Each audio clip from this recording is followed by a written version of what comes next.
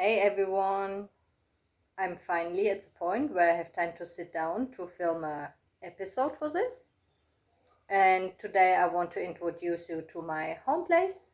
I live in Dharamsala in India. Some of you might have heard of this place, some of you might have not heard of this place. So I'm in the Himalayas. We are on like 1,700 meters here. It's like the beginning of the Himalayas, not deep in. And this is a big Tibetan refugee community, and the center of the world here is the Dalai Lama temple. You might have heard about the Dalai Lama. If not, you should watch 7 Years in Tibet. That's a pretty Hollywood movie where you can learn some of the history of the people I live here with, and it's a really nice old movie that you might enjoy. So I was asked to maybe introduce myself a bit more, so I decided to make a video about where I live, what I do here, and obviously about the knitting I'm doing here. I wanted to film this before, but I'm sick in bed for 2 weeks already, so now I feel a bit better, not good enough to go out, but I thought I can at least film a little video for you guys. So I want to start with introducing the things that I'm wearing, because this was a test knit for Anna Johanna. It's a Kiki top. I don't know how to pronounce it correctly, but I don't think it's important. I will link it down. And this is her newest pattern that she just released. You see, it's a simple lace top. I will insert some pictures later so you can see more of it. And I knitted it in a fingering weight yarn that I had left. I don't even have the labels of it anymore because I bought it some years ago in London. It's like a linen wool mix. I wanted to knit it in a lace as the pattern suggested, but it was impossible for me to get gauge. So instead I switched to fingering weight yarn and it worked out nicely. It's a simple little summer top with some beautiful lace on the top and down here. So I can totally recommend it. It was a quick and easy knit, and I think it's a beautiful little summer top. As I live in India, where you're like not supposed to show your shoulders, I cannot wear it like you would in Europe. That's why I cover it with the jacket. So this is the first finished object that I wanted to show you. And yeah, I will change into a second one. Give me a minute.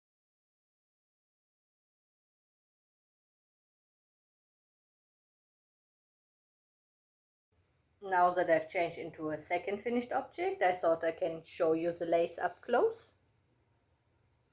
So you see the beautiful patterning.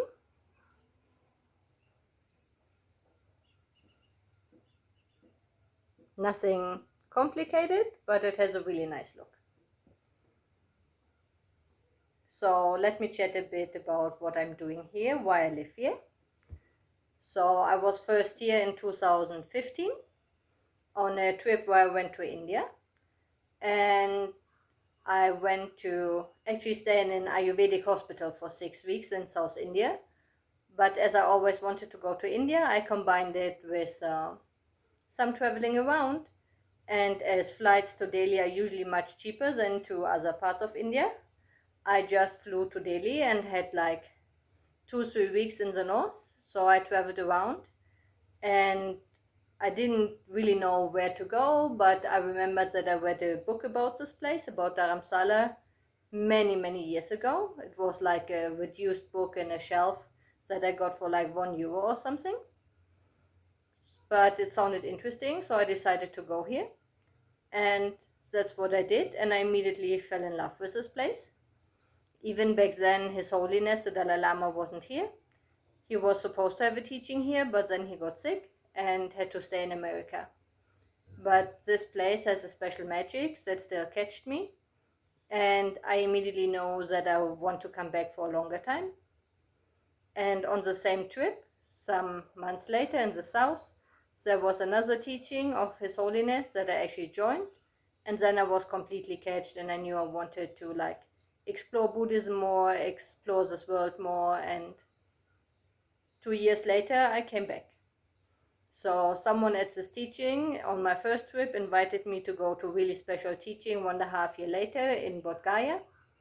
That's where Buddha got enlightened under the Bodhi tree. I'm not sure how much you know about the stories. Maybe some of you know something, some of you don't. But it's a really important place for all Buddhist people over the world. And there was a big 10-day teaching on a special Buddhist deity, Kalachakra, that I obviously didn't know anything about, but someone told me to go there, so I just booked a flight for in 1.5 years and came back to India. And I decided to also come back to Dharamsala because I love this place so much that I always wanted to stay longer. And then I stayed here for 6 weeks, and I always knew that I wanted to come back. So I was supposed to come back in 2020. I had all my flights booked, and I wanted to stay here for at least 3 months, maybe longer. But then you all know, all the trips in that year got kind of cancelled, and it wasn't possible to go to India. There was no visa available, so I couldn't go. So instead I went to Mexico and Guatemala for 1.5 years, and when the borders were open again for India, I immediately came here, and since then I'm here, and that's now like 2 years. So I started living on a tourist visa. I had to like leave the country every 3 months. But last year they changed the regulation for the tourist visa, so it got more complicated to stay, so I decided to switch to a student visa. And that's what I'm doing now. I study at the Library of Tibetan Works and Archives. That's like an institution that was built many years ago. There sits the Tibetan exile government. There's a huge library of Buddhist Tibetan scriptures. And there's also a learning center for like Tibetans, foreigners, everything. I last year started with a Buddhist philosophy class there that I still really love and would like to join, but I decided to learn Tibetan language this year, and unfortunately the classes are at the same time. And so I asked my teacher, and he said it's good when I learn Tibetan first, and I still have lots of other teachings that I will tell you about later. But now let's talk about my second finished object for this episode, and this is a soleil shell.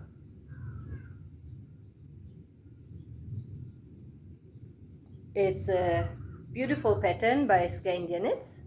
I'm sure you've all heard of her. She's a Norwegian designer that lives in London, and she has some really nice summer patterns.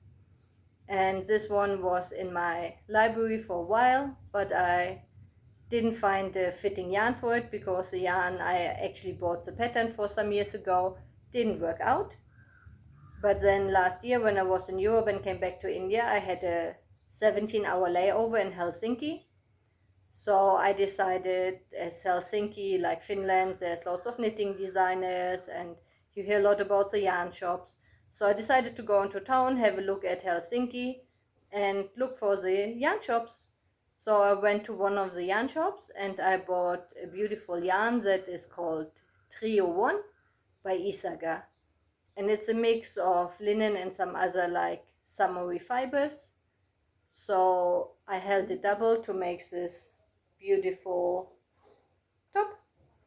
And I really like it. It's still a little inappropriate here because it's still showing the shoulders. So here we wear a lot of scarves and wraps and everything around, just to cover up our shoulders when we go into any place where it's inappropriate to show your shoulders. But I really love this top, and I really love the color, like this Bordeaux color, even if it's like the color that you see here all the time, because it's also the color of the monk's robes. So let me pause for a bit and then continue with the next section.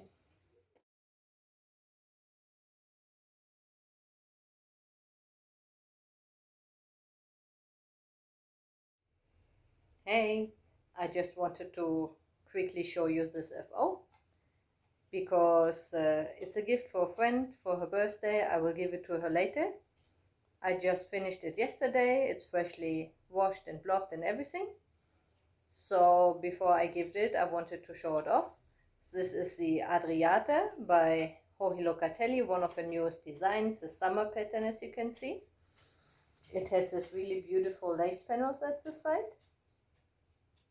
I will insert some pictures of me wearing it later, but I quickly wanted to introduce it to you. I made it in this beautiful cotton yarn by Yarn Amour by Harini. That's a Indian yarn dyer. She is specialized in cotton yarns, and this color is called Violet. As you can see, it worked up really nicely. I really like the color, and also the pattern is pretty simple, and I would totally recommend it.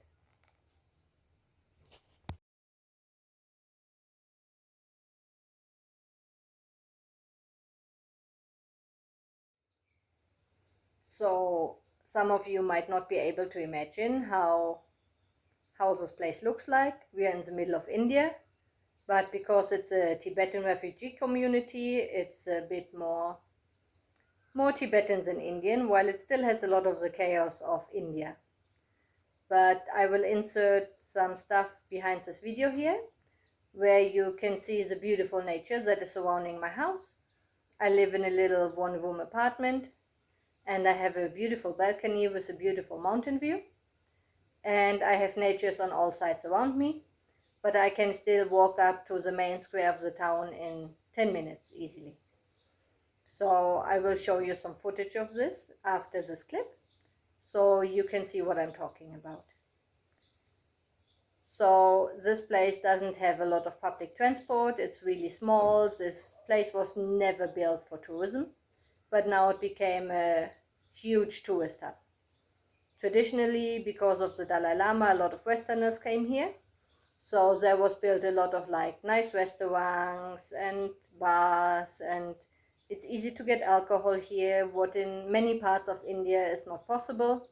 One of the neighboring regions here is the Punjab, that is full of Muslim and Sikh people. So there it's really hard to get alcohol, or you only get it under the table.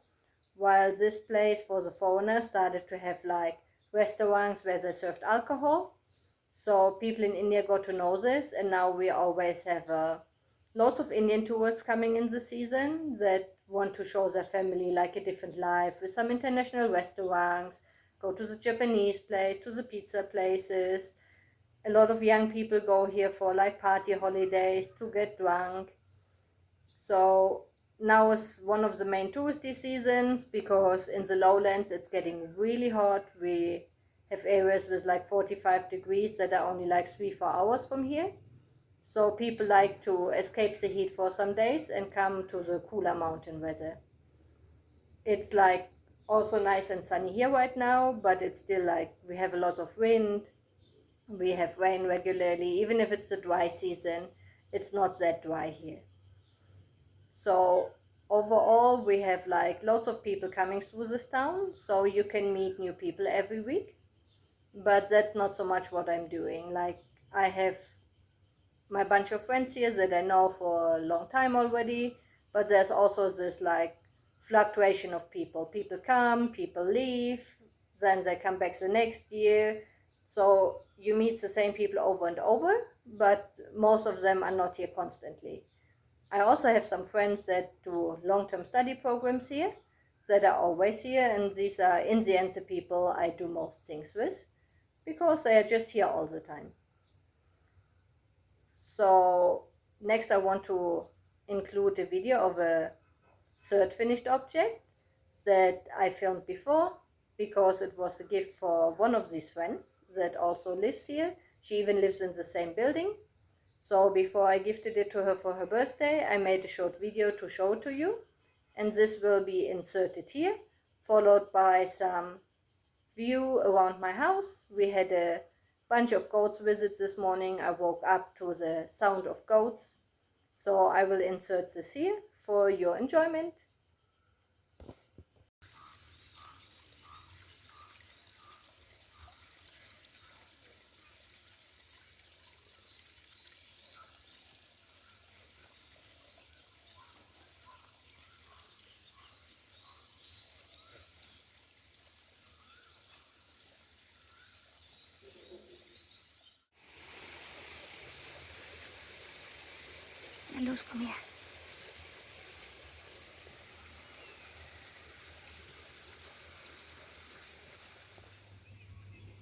Hey Monkey Birds, weißt du, wie teuer Mangos gerade sind?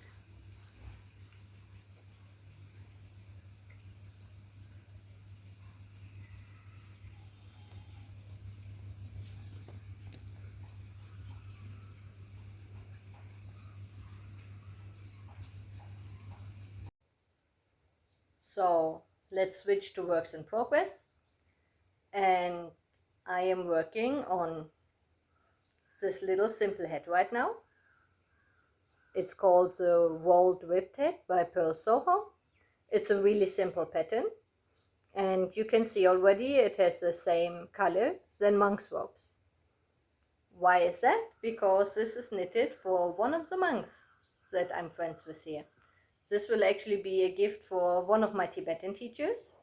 So I have an official class down at the library where we are a group of many people, like 30 people in this class. And afterwards, I have private classes with Geshe Jampa Dorje. So he is one of the monks that belong to Shide. That is the main study center that I joined.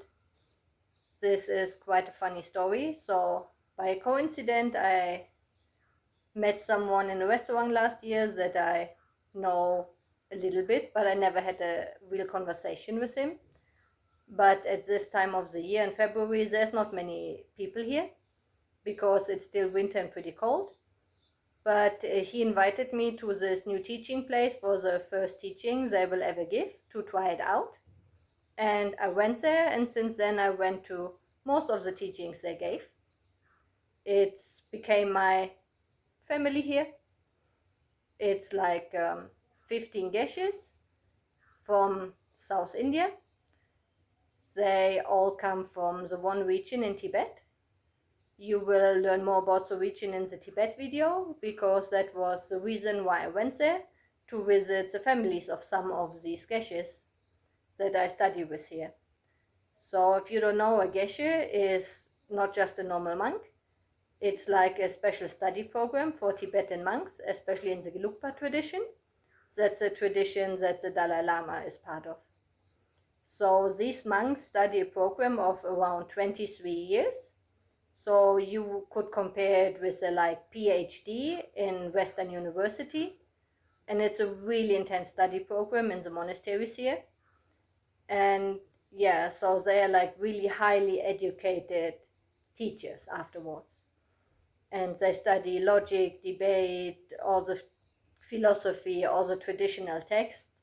So they're really experts on the topics, but they obviously also practice a lot. And they are really amazing teachers. And our teachers they're really special. They're more like friends and family. I will show you some video clips from the center. We do a lot of things together. We go on picnics, we go on hikes, we have all kinds of different classes there on Buddhist philosophy. But for example, I mentioned that I'm still a bit sick, so I had a tonsillitis and a cold. But because I was sick for too long and they didn't see me, yesterday a bunch of the monks just came over to visit me. And most of them don't even speak a word of English. So we always need someone to translate, or just use hand signs to communicate. That's one of the reasons why I want to learn Tibetan now, to have a better, at least basic communication. But as Tibetan is a pretty complicated language, I'm more or less finished with the alphabet and can say 2-3 sentences, but not enough for proper conversation. But still, these people care so much about you that they just come by. They also go on birthday parties with us, and recently I will insert something from our Easter party. I introduced them to Easter, and we were painting Easter eggs and making pancakes with the eggs. So you can have an impression how fun it is to hang out with a bunch of monks, because a lot of people think there's always a really serious business, it's a religion, people are really strict and tense, and it's completely the opposite. We are just having a lot of fun, and we are laughing a lot, and even if we don't understand each other properly, we always have a good time together. So I will insert some pictures and videos from our study center, Shide, That's actually the Tibetan word for peace of mind. And that's where I also like help out a bit, volunteer, like not on a serious level, but I help with setting up some technical stuff, helping them with their Instagram, like small things like this, just for fun, to support them, because they're all well educated, amazing people, but most of them are not so good with the technical items.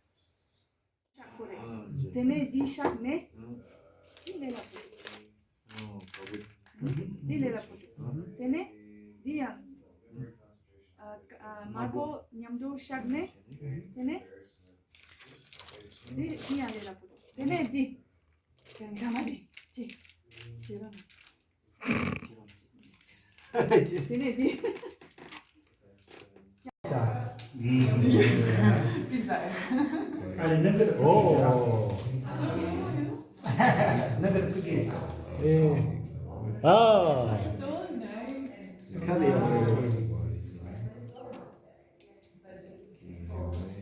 Now I would like to show you the main work in progress that I'm working on right now. This is a beautiful cardigan. It's the Catch My Heart by Johi Locatelli. I'm sure you've all heard of her. She's a really interesting designer and I love her patterns. And because we live in a interesting mountain climates here, you need a lot of layering. Like the temperatures in a day can easily switch between 20 degrees.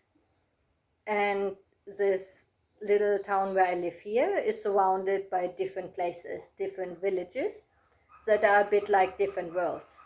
So you can go up the hill a bit. There are two villages, one is Bakso, one is Dharamkot, one we call Israeli town here.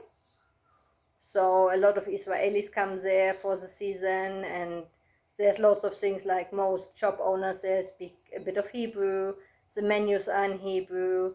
There's always this like young Israelis that just left the army and want to enjoy their life, but also like older Israelis that come here for many years already. There's like a bit of hippie culture up there in the mountains. And there's also one of the meditation centers for Western people. It's called Toshita. It's like an FPMT center connected to Lama Zopa Rinpoche that you probably have never heard of. But he was a really famous teacher that was loved by a lot of Westerners, including me. I really liked him. Unfortunately, he just died around a year ago. But the centers obviously still exist, and there's like hundreds of centers all over the world. So most like Gelugpa Tibetan centers that you find all over the world belong to this community, the FPMT, that Lama Zopa and Lama Yeshe have founded when they were still alive. But then you can go down the hill to Dharamsala. That's a real Indian city that is here for a long time already. So easily you're in a completely different world. And when you go downhill, and it's just like, I don't know, 400, 500 meters, but you often have like 10 degrees more than up here. Already when I walk down to the library, what is like a 20-minute walk, the temperatures increase already. But when you go up to the other villages, it's getting colder. So when you sometimes go from one place to the other in one day, you always need layering. And that's why I started making more cardigans for myself. I will quickly put this over so you have an impression. After I made the upper part of this cardigan, I decided to knit the sleeves first. And now I will pick up the stitches here and continue the lower part. So this is a wrap cardigan to just wrap over, and I really love it. I especially love the color. So this is knit in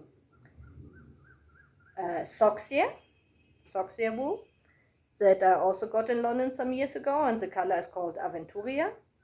And I hold it together with some lace mohair by Katia that I got in a nice sale last year, and the colors work beautifully together. So I hope I will have finished this beautiful cardigan soon, so I can actually wear it.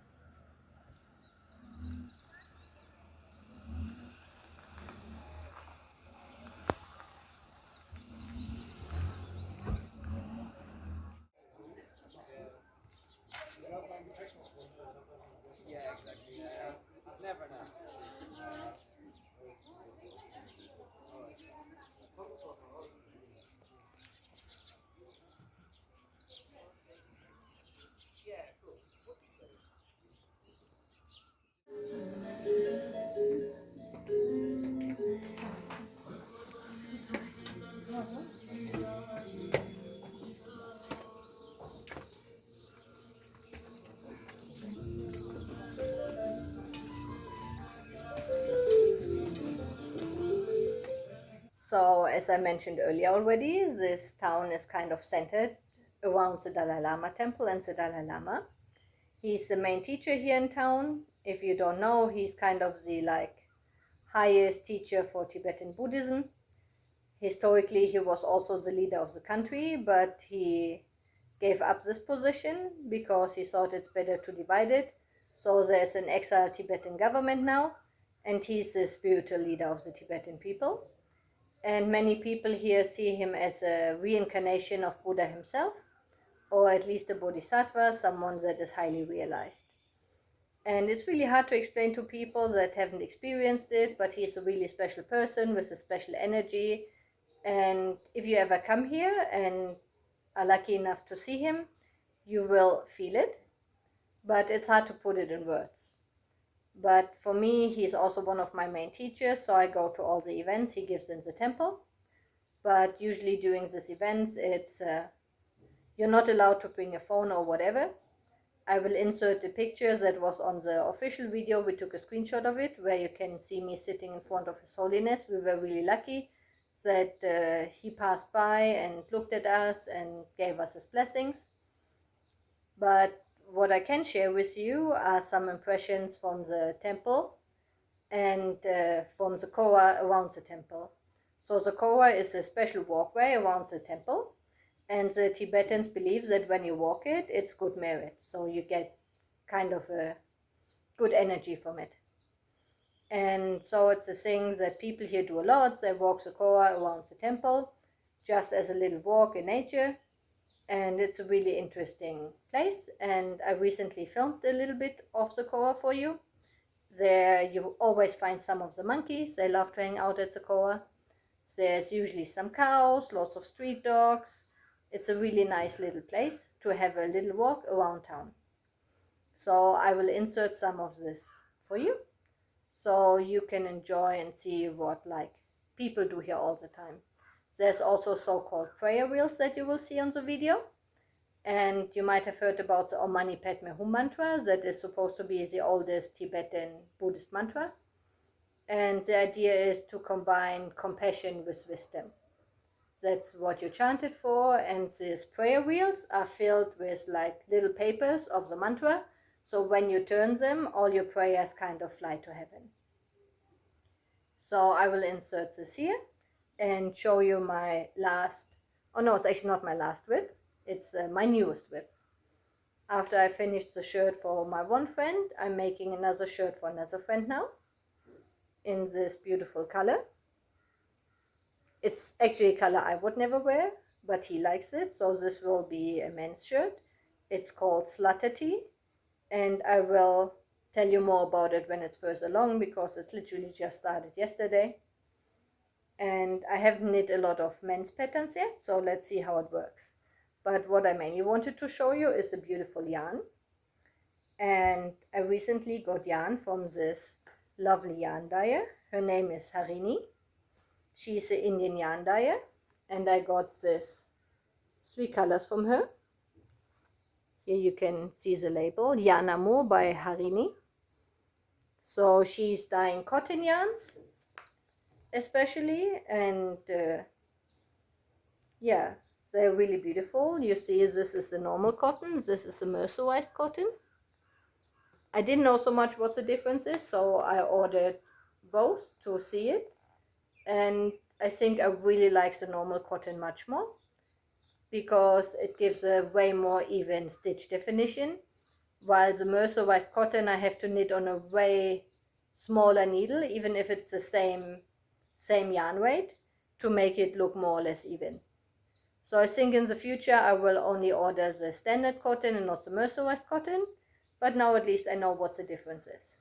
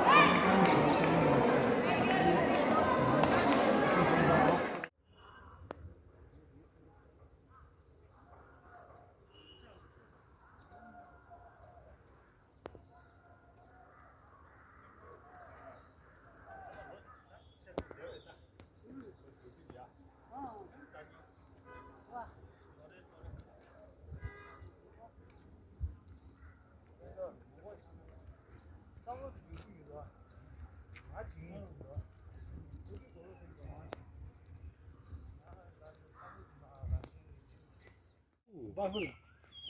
Hey, wait. Yeah, yeah. Buffalo. Buffalo. Buffalo. Buffalo. New Corlo. Corlo? Buffalo. New Corlo.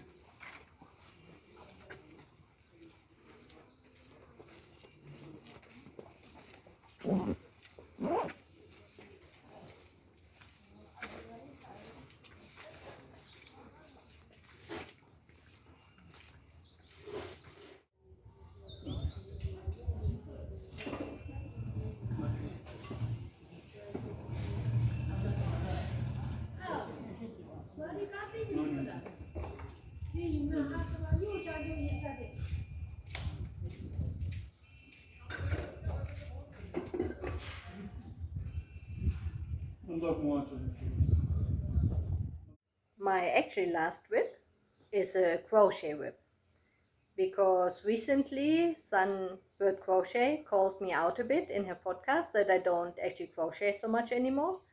And she is totally right. I didn't do it for a while because I had so many other projects on the needles.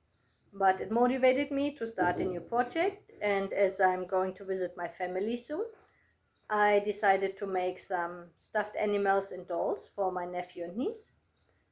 So I started with some African crochet flower crochet that I want to turn into an owl pillow. So let's see how that works. Right now I just have a bunch of these little flowers that obviously still need to be blocked. It's some cheap Indian cotton yarn, nothing much to tell you about it, but I really like these colors together. And when there's more than just these flowers, I will show to you again. But I'm back to crocheting, and I also started some little stuffed animal, but I realized that my I don't know how you call it in English, the security eyes for the amigurumi, they don't have the back side. So I have to try to find some glue to maybe fix it like this, or I have to do something else with the eyes. So I use like an online library, and I found this. It's called Kawaii Crochet. It seems like a Japanese amigurumi trend, and they have lots of fruits in cute animal form, like with eyes and everything. So I want to make some of this like cutesy food things for my nephew to play with. So I will show you more about this when there's anything finished. I only worked on a like ice cream thingy right now, but now I don't have the proper stuffing and I don't have the ice, so nothing much to show you. But I wanted to show you my project bag. It's like a bag from a little shop that I got here. It's called Tibet Rokpa, and it's actually one of the many NGOs here in town that support local people, and it's a so-called restitching project. So they use old leftover fabrics and make all kinds of things. I have a bunch of things from them, some clothing, like they make shawls, but they also, for example, make their own children's books, like Tibetan children's books, that I got some for learning Tibetan, because that's the level where I am, to try to read children's books. But I really like this project because it's supporting the local women, trying to teach them some skills that they can earn their own income. So it's a kind of shop that I like to support. And in the future, I plan to bring you to one of the little craftsy shops, to some of the NGOs here, to introduce you to a bit more what's going on here in town. There's also down in Dharamsala a Tibetan handicraft center. It's called Nobulinka. It belongs to a monastery, and they make beautiful woodwork. They make tanka paintings. They make embroidery, like lots of different things. So one day I will take you there. There's also a Tibetan carpet shop here in town that I want to introduce you to. So there's many different crafts that are going on here. I have a small crafting group here. We are like 4 or 5 people. There's this like lovely Tibetan lady that has a little restaurant here, and while I was like knitting there last year, she asked me if I can teach her some things. So we became friends. She has amazing food, and now we sometimes meet with some people in her restaurant to knit and spin and craft together. So that's a part of my life. Yeah, there's a lot of little things here, but nothing big to tell you about. It's like everyday life. But how do you say, in India, a lot of things take much longer, just because you have to walk nearly everywhere, and the roads are not even, and the traffic here is like one of the biggest issues, especially now in the touristy season, because this place was actually built by the British as like a summer residence. When it was too hot downhill, they came up here for the cold, but back then it wasn't built for the big cars that people have nowadays. So we have like tiny roads and obviously no sidewalks. So you have the traffic and the motorbikes in between and people walking, and then there's like loads of shops that are just popping up on the street. So everything is always like a haggling. You have to dance around to not get hit by anything. And yeah, it's a quite interesting atmosphere that I will also show you later. So let me think about what else I can tell you. I recently got something else that I bought here, and I will show you this in a minute. I just have to grab it quickly. So usually all the yarns you get in India are in skein form, so you have to wind them yourself. And I have a lot of different yarns, and I didn't have a yarn winder. I had one in Germany, but I just came here with hand luggage 2 years ago. And this is not the most important item you carry in your backpack when you travel around the world. But by now I thought it would be really nice to have a yarn winder. And luckily in India some things are a bit cheaper than in Europe. Especially, you might know or not know, Knitpro, the big company, is actually producing their stuff here in India in a city called Jaipur. So you can get their products more cheaply and easily.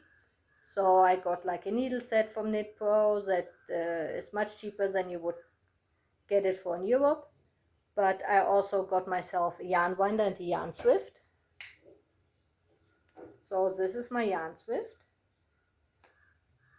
You see it's made in this beautiful Indian wood. It's called Shisham beechwood.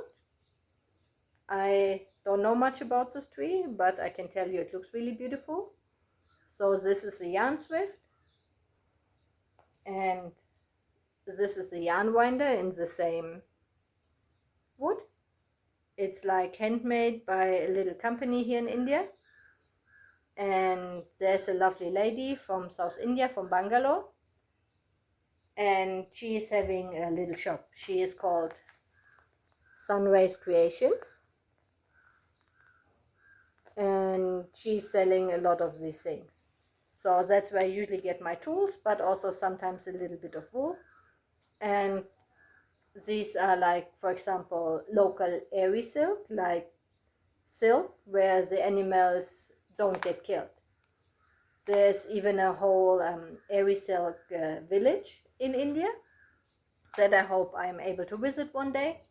I haven't gotten their wool yet, but I think this comes from the same place. And Sunray Creations is hand dyeing different kinds of yarns. She also has normal silk, but I don't. As a Buddhist, you try to avoid killing, and if your yarn is produced by killing animals, that's something I don't want to support. But I like the airy silk because it's a natural way. The moths leave the cocoons, So the little silkworms leave the cocoons, and then the cocoons are collected and then they are spun up.